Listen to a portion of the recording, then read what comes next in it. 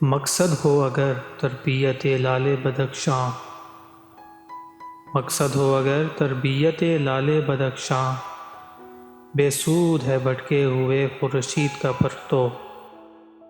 اگر سورج اپنے سیدھے راستے سے بھٹک جائے تو اس کی روشنی بدخشاں کے لال کی تربیت و پرورش نہیں کر سکتی، یعنی کہ اگر استاد ہی صحیح راستے پر نہ ہو تو وہ اپنے شاگردوں کو کیسے صحیح راستے پر چلنے کی تربیت کیسے دے سکتا ہے؟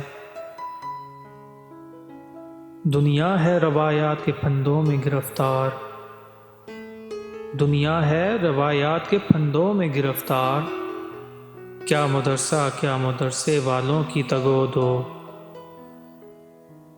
پڑھانے والے اساتذہ روایات کے پھندوں میں پھنسے ہوئے ہیں، تعمیر و ترقی اور تلاش حق کی طرف نہ تو ان کا دھیان ہے اور نہ ہی ان کی سوچ۔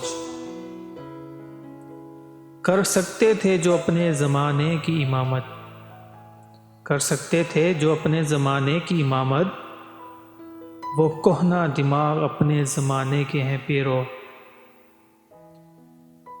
جو اساتذہ اپنے زمانے کی امامت کر سکتے تھے، یعنی جدید معلومات کے دور میں بھی اسلام کے اصولوں کے مطابق زندگی گزارنے کی تربیت دے سکتے تھے، ان کے پرانے دماغ اپنے پرانے وقتوں کی روایات کے تابع ہیں۔